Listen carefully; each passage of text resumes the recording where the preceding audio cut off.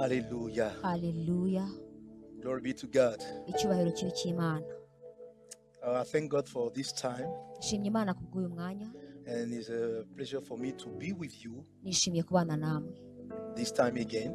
Nongeye kubana namwe. It's my second time in this wonderful conference. Ni inshuro ya kabiri mbaye muri iki giterane cyiza. The first time I was physically present in Kigali, Ubwa mbere nari mpari i Kigali mu buryo bufatika, but this time is through internet. ariko ubu ngubu bwo turabonana kuri mudasobwa. And I wish that I will be with you because I love Kigali, I love Rwanda, and I expect to be there soon by the grace of God.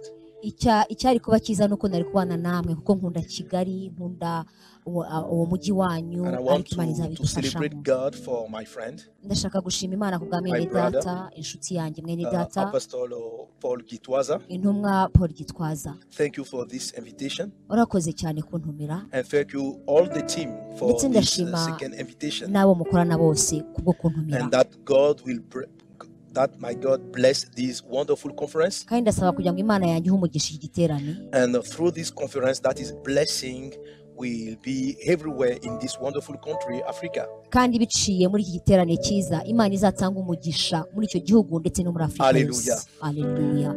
Hallelujah. Haleluya. Afrique, lève-toi et brille. Afrika haguruka urabagirane. Alléluia. Haleluya. Et le thème de cette conférence-ci, Umutwe w'amagambo tugenderaho muri iki c'est giterane Afrique soit conduite par le Seigneur. ni Afrika iyoborwa n'Imana.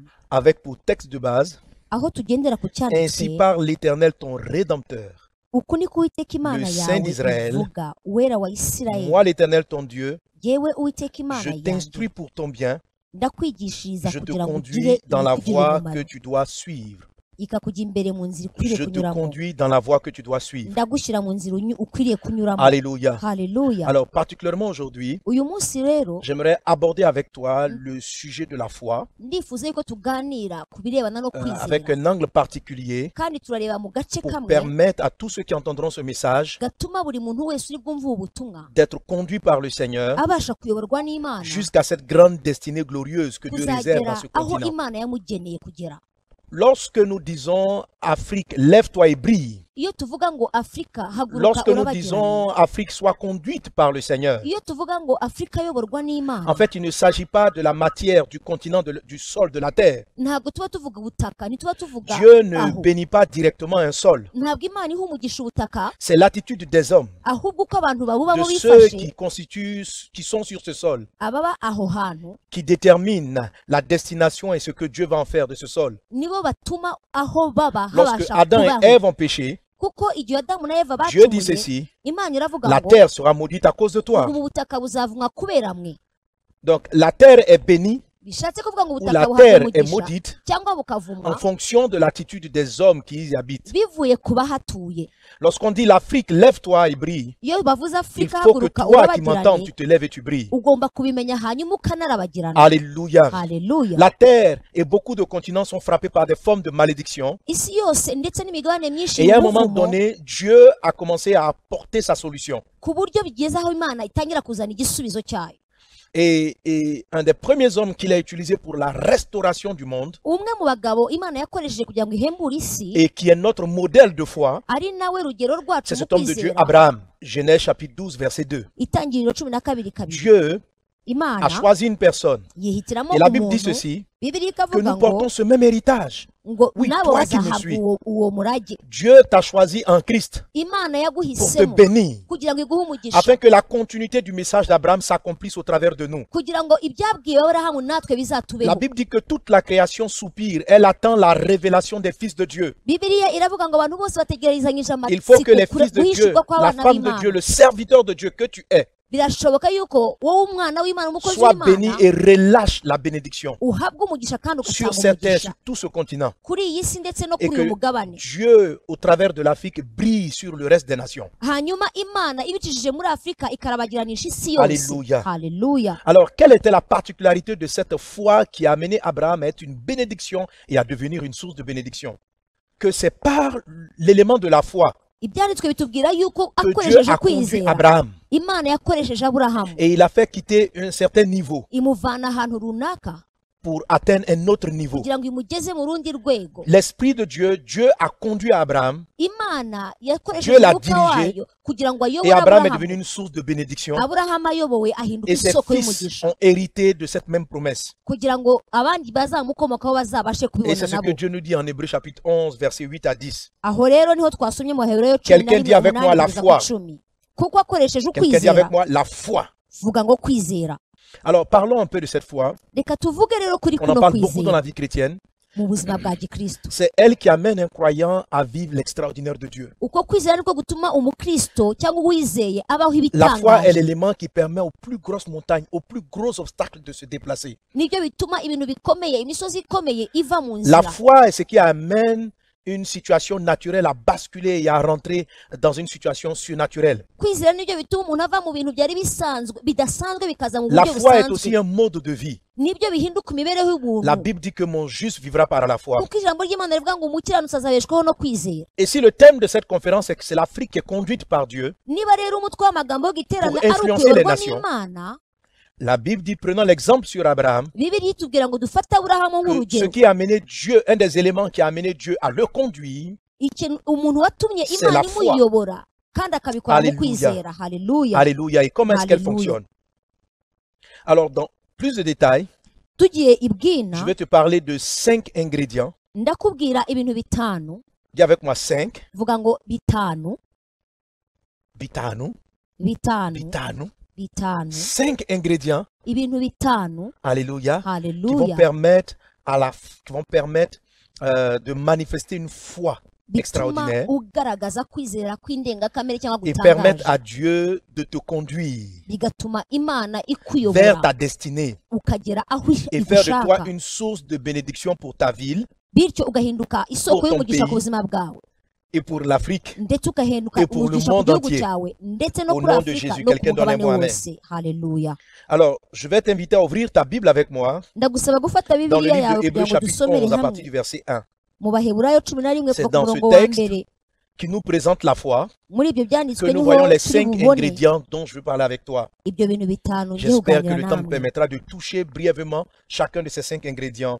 Ndizera yuko ndi bubashe gukora kuri buri Il kimwe est muri dit en byose. Hébreux 11, 1, Abaheburayo 11:1. or la foi est une ferme assurance des choses qu'on espère, une démonstration Kwizera ni ukumenya de rwose celles qu'on ne voit ibyiringirwa pas. udashidikanya ko bitazaba Alléluia. kandi niko kuduhumariza ko Amen. tutareba Et la ko Bible va ari continuer en iby'ukuri. disant que c'est parce que Abraham et tous ses pères, tous ces héros de Dieu, Icyatumye abakera bahamwa neza c'est parce qu'ils avaient cette foi, ni uko bari bafite uku kwizera. c'est-à-dire Bivuga ngo parce qu'ils avaient la ferme bari bafite ukwizera assurance, kudashidikanya.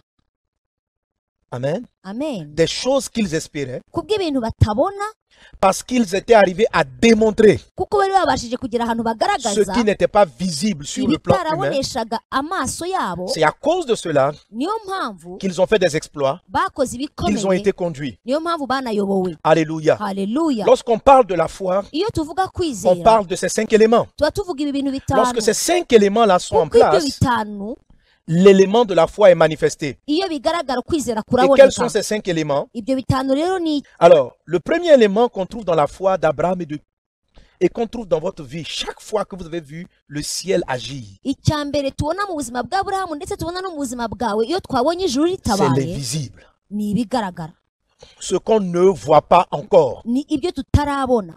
Quand Dieu dit Iyo Imana ivuze que la ngo foi, ngo ugire c'est la kwizera, démonstration de ce qu'on ne voit pas, iyo ivuze ngo ni uguhamwa Ça veut k'ibintu dire que la tutabona, foi bishatse kuvuga va travailler avec des choses imaginaires, uzakorana n'ibintu ufite mu des choses qui ne ntekerezo sont pas gusa, encore dans le monde réel, ibintu utarabona mu buryo des bufatika, choses qu'on ne peut pas encore palper, toucher avec les 5 ibintu sens. utarabasha gukoreshaho ibyiyumviro byawe uko ari bitanu. Mes amis, Nshuti zanjye, la foi commence dans l'imagination. ukwizera gutangira mu bitekerezo by'umuntu. Alléluia. Haleluya. Alléluia. Haleluya.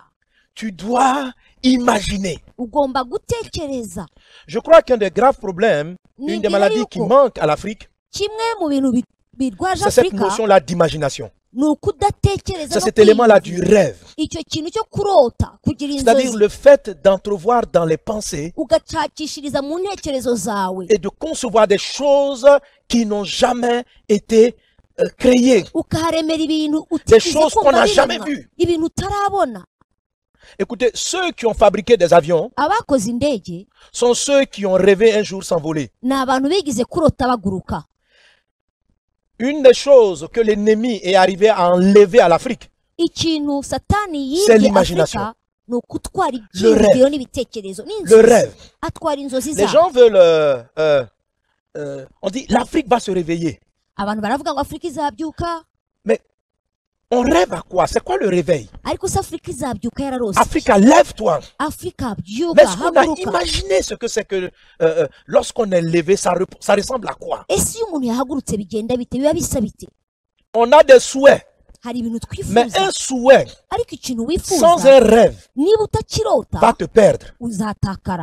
Souhaiter sans rêver t'éloigne te fait prendre la mauvaise direction. Alléluia. Alléluia. La Bible dit que le Seigneur est capable de faire au-delà de tout ce que nous imaginons et nous pensons. Éphésiens chapitre 3 verset 20. La Bible parle de l'imagination. Dieu peut aller au-delà de notre imagination. Pourquoi Dieu a-t-il créé l'imagination? Pourquoi l'homme fait des rêves? Pourquoi on a des pensées, on a des rêves? Dieu a tout créé.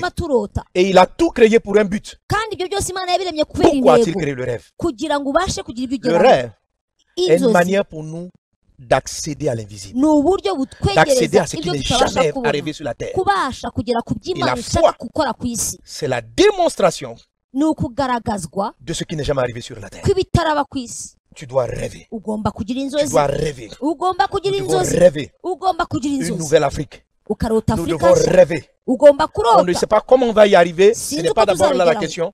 Il faut le premier ingrédient. Il faut le premier ingrédient dans la sauce. Amène juste. Commence juste par le rêve. Alléluia. Et il faut savoir que l'ennemi va vraiment combattre le rêve. Oui. Ce qui effraie Satan, c'est ton rêve. Pour les chrétiens, ton rêve d'aller au ciel, ça détermine ton comportement sur la terre. Ton rêve d'entrer au paradis que tu n'as jamais palpé, c'est ça qui engendre la foi qui t'amène au salut. Mais ne rêve pas seulement pour aller au ciel. Il faut que tu appliques aussi le rêve pour obtenir quoi que ce soit de Dieu sur la terre. Et quand l'ennemi sent qu'il y a un rêve qui est en place, lorsqu'il sent qu'il y a une vision, il va la combattre. Alléluia. Le deuxième ingrédient, je dis que le deuxième ingrédient que j'aborde, c'est l'ingrédient de l'espérance. L'ingrédient de l'espérance. Amen. Alors, tout à l'heure, avec mon exemple avec le frère tout à l'heure, il a ouvert les yeux et il l'a vu. Amen. Mais il y a une partie qui va venir de lui. Alléluia. C'est qu'il doit souhaiter saisir ce qu'il voit. Il doit souhaiter. Rêver, c'est une chose. Mais tu peux rêver et puis ne pas souhaiter. Tu peux ne pas souhaiter que ça arrive. Dieu peut te donner des visions. Dieu peut te donner des rêves. Dieu peut te donner des songes. Mais tu peux ne pas avoir le souhait. Pour différentes raisons. Peut-être parce que tu te dis que c'est mission impossible. Parce que tu te dis que c'est inimaginable. Tu n'as pas la volonté d'accéder à ces rêves. J'espère arriver bientôt à Kigali.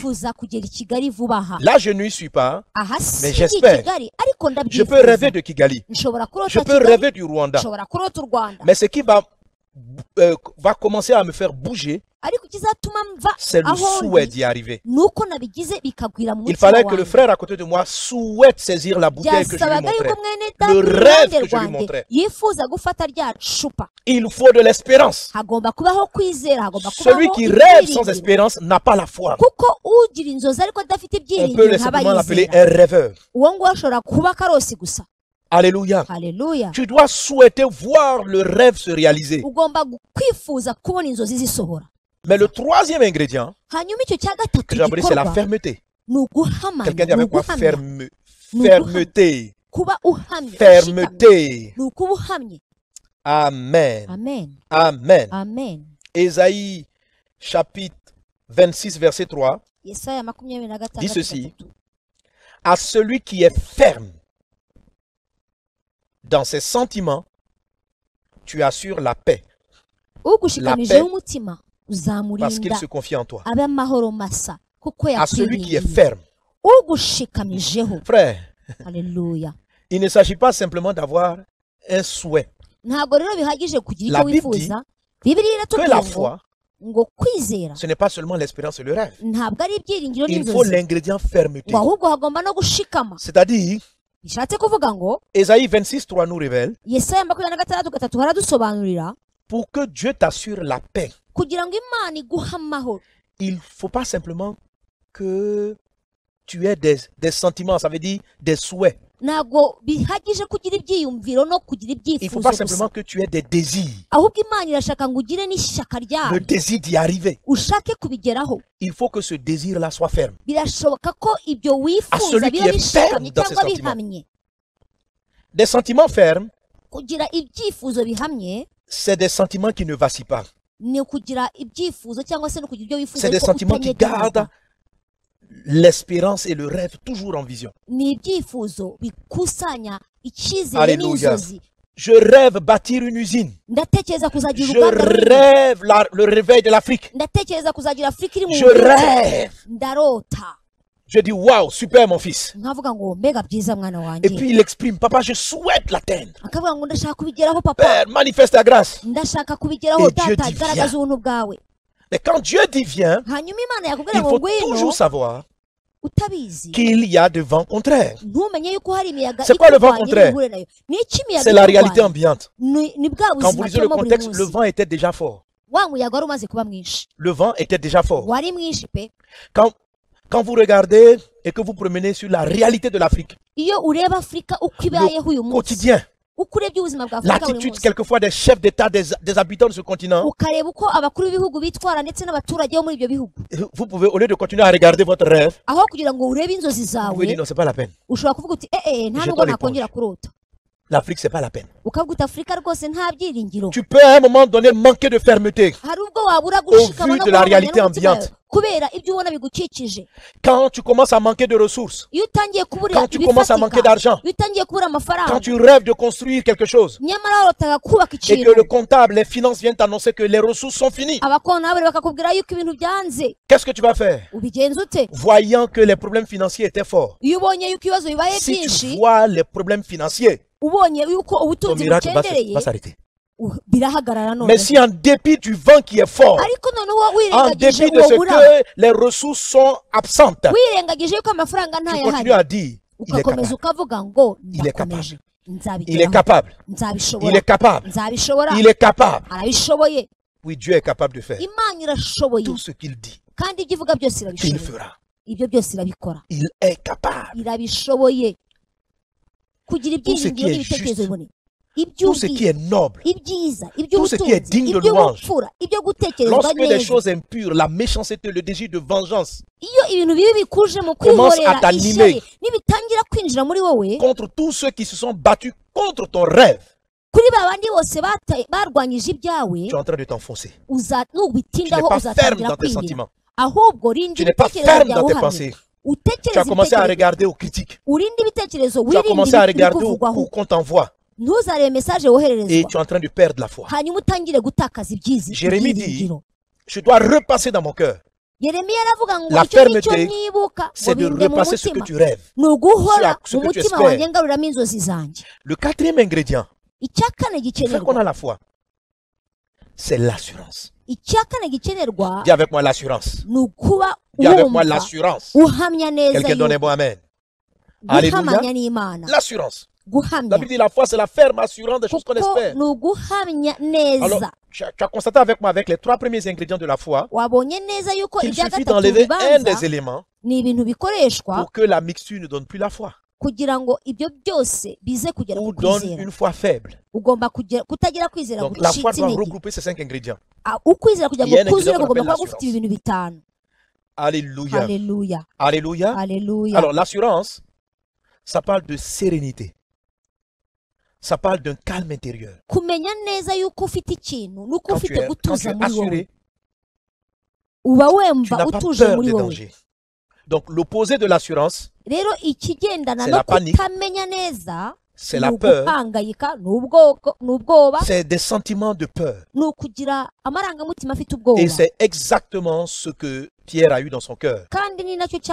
Au lieu de garder les yeux fixés, il a vu que le vent était fort. Et lorsqu'il a vu que le vent était fort, la Bible dit, il a eu peur. Donc il a perdu l'assurance parce qu'il a vu le vent. Et rappelle-toi le texte qu'on avait lu dans Ésaïe 26. À celui qui est ferme dans ses sentiments, tu assures la paix. Philippiens 4 dit, et la paix de Dieu qui surpasse toute intelligence gardera vos cœurs. La paix de Dieu. Un élément qui est très important dans la foi, c'est la paix qui vient de Dieu. Tu ne sais pas pourquoi. Tout semble s'écrouler. Mais tu es serein. C'est que tu es serein. Alors cette paix-là, cette assurance est majeure dans la foi. Alléluia. Alléluia. Amen. Amen. L'espérance, l'assurance est bâtie sur quoi? Elle est bâtie sur, je dirais à peu près 4 pieds. Un peu comme un fauteuil sur lequel on s'assoit. Quand je suis assis sur un fauteuil avec 4 pieds, je me sens tranquille. J'ai la paix. Alléluia. Alors, l'assurance vient de ce que d'abord ces pensées. Qu'est-ce que tu vois dans tes pensées? Qu'est-ce que tu observes? Donc la fermeté nous donne de l'assurance. En fait, les disciples comme Pierre en marchant sur l'eau ont perdu la foi, ont commencé à avoir peur parce que au lieu de mettre leur foi dans Jésus qui était couché dans la barque, ils avaient mis leur foi dans la barque et dans la capacité de la barque à les protéger. Ils avaient mis encore leur foi dans le vent et dans la capacité des vents à les tuer. Donc Jésus dit, vous avez la foi, mais votre foi est orientée sur les capacités de la barque et sur les capacités du vent. Alléluia. Alléluia. Il y a beaucoup qui m'écoutent, à qui Dieu demande, où est ta foi? Leur foi est dans l'argent qu'ils possèdent. Ils font des grandes déclarations. Nous construirons des immeubles. Nous ferons des exploits. Nous irons de l'avant.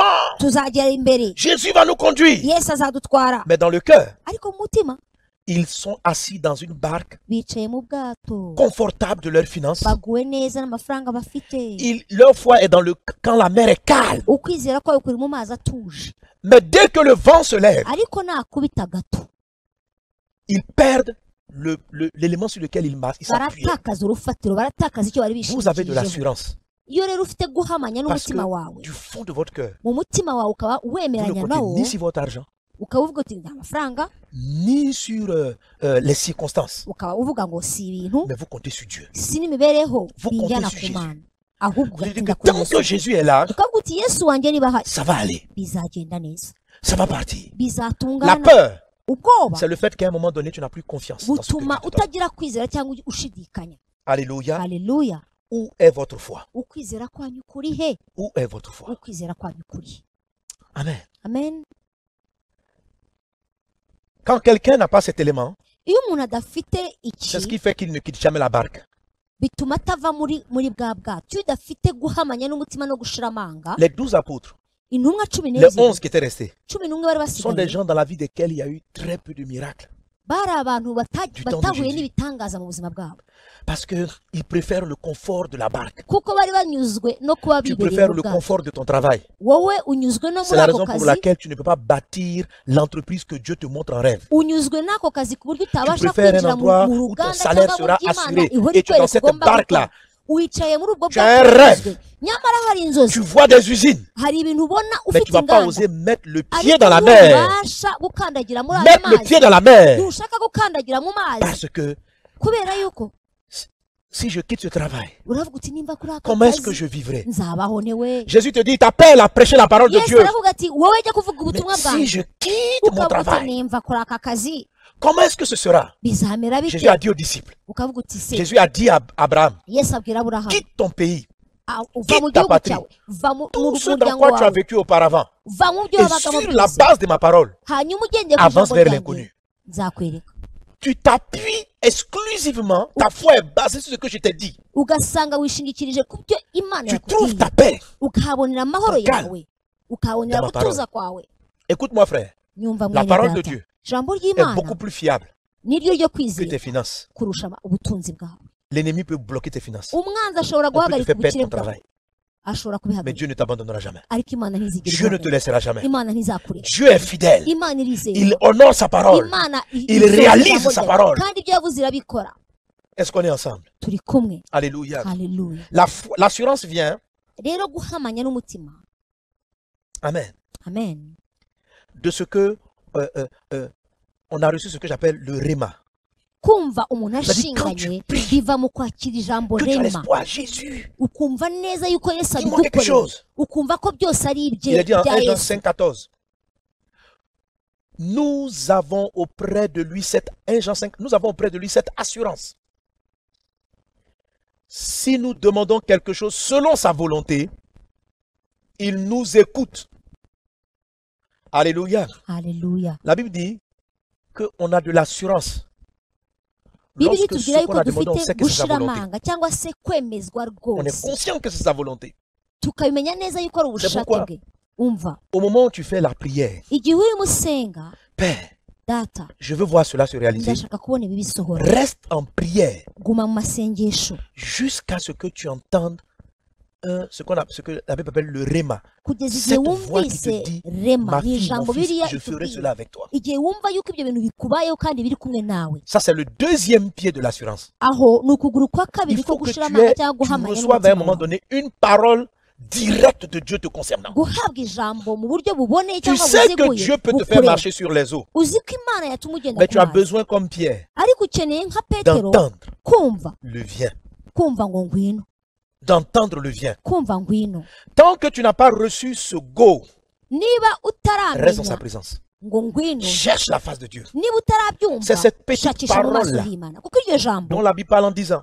Or, la foi vient de ce qu'on entend. De ce qu'on entend, le réma, la parole de Dieu.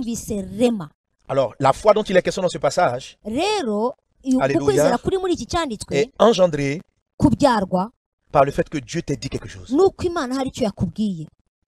Quand Dieu t'a parlé et que tu sais qu'il t'a parlé, tu as un calme intérieur. Mais quand tu n'as pas cette parole, le vient.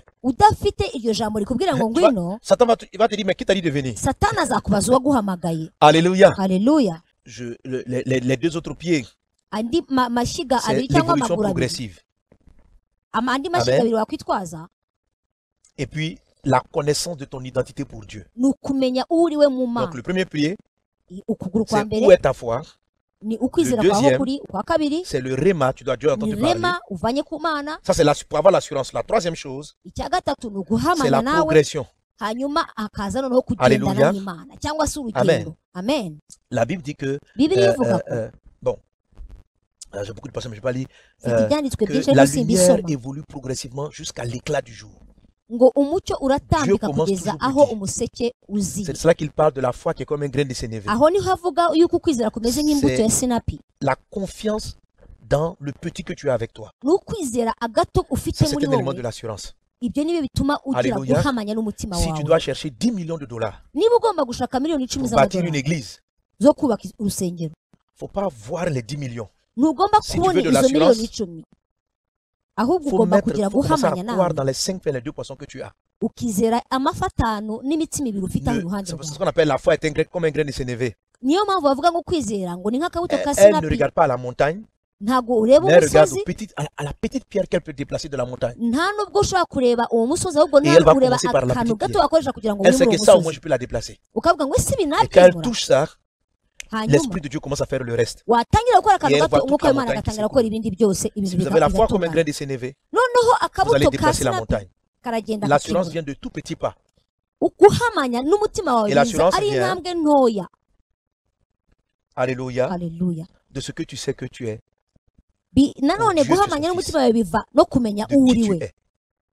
J'ai de l'assurance que mon père, quand j'étais enfant, mon père n'allait pas m'abandonner. Je pouvais dire à mes amis, l'année prochaine, je serai en classe. Parce que sachant que je suis le fils de mon père et qu'il a les ressources, c'est qu'il allait prendre en charge l'école.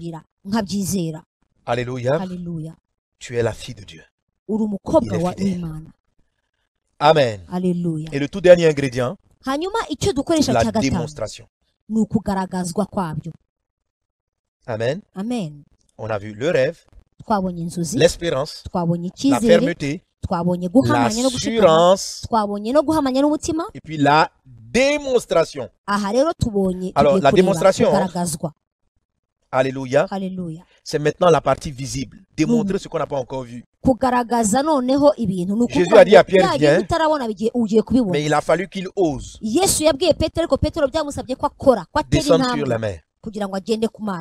La démonstration, c'est la partie pratique. Si tu n'agis pas, si tu n'opposes pas des parts, la foi ne va pas commencer à agir. Les 5 éléments doivent être ensemble. Alléluia. En Marc 11, 24, il dit, c'est pourquoi je vous dis, tout ce que vous demanderez en priant, croyez que vous l'avez reçu. Et vous le verrez s'accomplir. Amen. Il dit tout ce que vous demandez en priant, croyez que vous l'avez reçu. Et vous le verrez s'accomplir. Alléluia. Amen. Donc il y a un moment donné, j'espère avoir. Et il y a un moment donné, je crois que j'ai déjà. Ça, c'est la partie de la démonstration. La démonstration, c'est le moment, c'est le 5e ingrédient de la foi. C'est le moment où tu ne souhaites plus seulement, mais tu crois que c'est déjà fait. Tu crois que tu l'as déjà. Amen. Alors, comment peut-on savoir qu'on sait qu'on a déjà quelque chose? Tu pries pour avoir une voiture. Maintenant, tu crois que tu as la voiture. Alléluia. Tu pries pour te marier. Et on te dit, crois, à un moment donné, il dit, crois que tu as reçu le mariage. Tu pries pour avoir une grande église. Et à un moment donné, il te dit, crois que tu as déjà une grande église. Pourtant, ton église n'est pas encore grande. Pourtant, le mari n'est pas encore là. Pourtant, la femme n'est pas encore là. Pourtant, la richesse n'est pas encore là. Et la Bible dit de croire que tu l'as déjà. C'est ce qu'on appelle la démonstration. Avec moi, la démonstration. Alors, alléluia. Amen. Alléluia. Alors, comment est-ce qu'on démontre? Et tu le vois avec comment Abraham a marché. À un moment donné, Abraham change de prénom. Il s'appelait Abraham. Et sans qu'il ait un enfant, il se fait appeler père d'une multitude d'enfants. Il est passé de Dieu qui lui a dit tu auras à il a, sans qu'il voit ce qu'il a. Il va à l'état civil et il dit ce qui n'est pas encore. Alléluia. C'est ce cinquième ingrédient que les gens appellent folie, mais qui est la sagesse de Dieu, qui amène la chose à se réaliser concrètement. La démonstration, c'est lorsque tu rentres dans la phase démonstrative, où tu changes tes attitudes. Alléluia. Autrement dit, une femme qui demande à se marier, Père, je veux me marier, Père, je veux me marier, Père, je veux me marier. Elle rêve, elle espère, elle rêve le mariage, elle rêve le foyer idéal. Tu dois rêver le foyer idéal. Et quand tu as rêvé, tu es ferme, en dépit des circonstances, tu es assuré parce que Dieu t'a dit quelque chose et tu démontres. Surtout quand tu as reçu le réma, c'est-à-dire la parole qui dit viens, tu passes à la démonstration. Et la démonstration commence. Amen.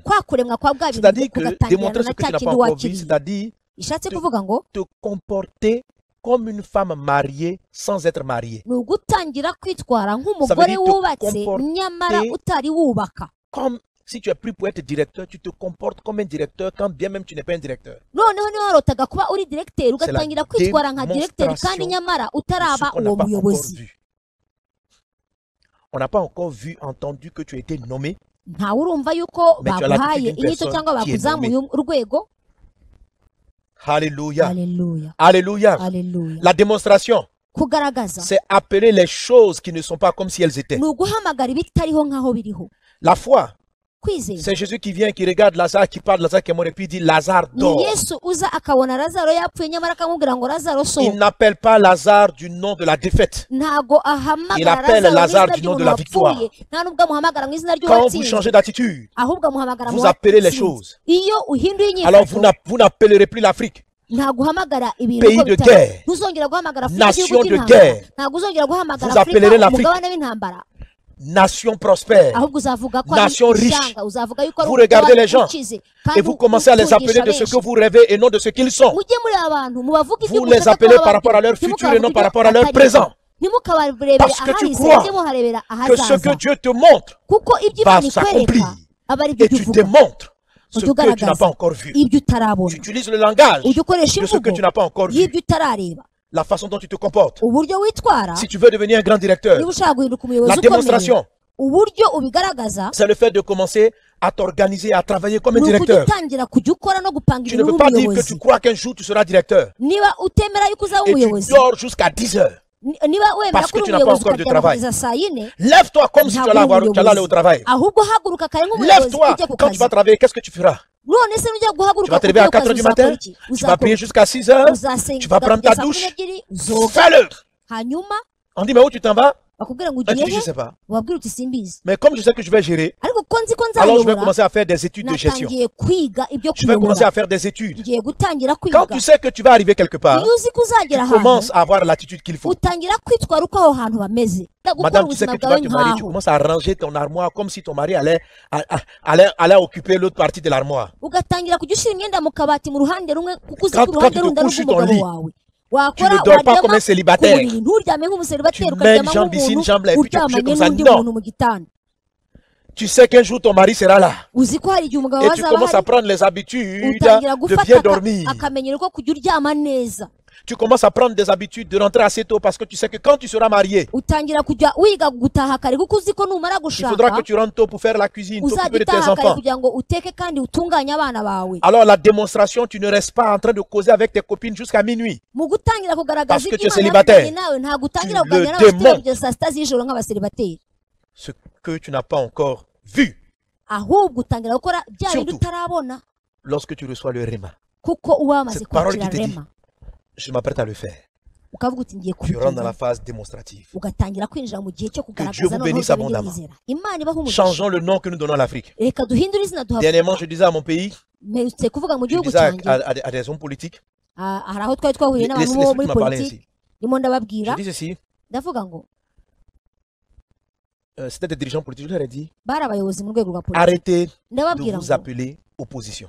En Afrique, le parti qui n'est pas au pouvoir, on l'appelle l'opposition. Et l'esprit a ouvert mes yeux. Il dit, regarde l'Europe. Regarde l'Amérique. Est-ce que tu les entends appeler les partis qui sont pas au pouvoir opposition? En France, on les appelle la gauche. On les appelle les socialistes. Quand ce sont les libéraux qui sont au pouvoir, ils disent pas le mot opposition. De temps en temps, ça peut sortir dans leur langage. Quand vous parlez aux États-Unis, on vous parle des démocrates. On vous parle des libéraux. On vous parle, pardon, des républicains. On ne dit pas l'opposition. Parce que le nom opposition est une démonstration de ce que vous voulez. Quand vous nommez quelqu'un opposant, ça veut dire que vous ne lui donnez aucune autre perspective que de combattre pour votre plan. Pourquoi ceux qui vous ont colonisé ne s'appellent pas opposants? Vous allez entendre des partis, les verts, les jaunes, on ne dit pas le mot opposition. Mais des gens, dès qu'ils ont perdu le pouvoir, ils disent nous sommes maintenant les opposants. Quand vous vous appelez opposant, on n'entend plus votre programme. On entend seulement que vous êtes antagoniste à celui qui dirige. Or, ce n'est pas vrai. Quelquefois, on peut avoir des idées non pas opposées, mais des idées constructives, des idées additives. Quand vous commencez à démontrer ce que vous ne voulez pas, c'est ce que vous ne voulez pas qui finit par arriver. Si vous appelez les choses du nom que vous ne voulez pas, les choses se comporteront selon le nom que vous lui donnez. Appelez les partis qui ne sont pas comme vous, appelez-les du nom de leur programme qui n'est pas le vôtre. Ahubwo abo bantu muhanganye cyangwa abo bantu bashaka ubutegetsi nk'uko nawe uburiho bite ibyo bagendereye n'imigambi yabo. La culture, vous êtes le parti agricole. Niba mugendeye ku buhinzi, niba mugendeye ku bidukikije, niba mugendeye ku kintu runaka, nimugendere ku bitekerezo mufite. Faites attention à ce qu'on dit. Mwitondere amagambo. La démonstration, c'est la manière dont tu appelles les choses. Kuko uko wita ibintu. Alléluia. Alléluia. Appelle un mort qu'il dort, un sommeil. Que Dieu vous bénisse abondamment. J'ai été ravi d'être avec vous. God bless your life. I was so happy to be with you. And I expect that this message will bless your life. And will improve your life. And will help this country to raise and shine. Amen. And I wish you a very good conference. God bless your life. And by the grace of God, see you soon. God bless you. Thank you.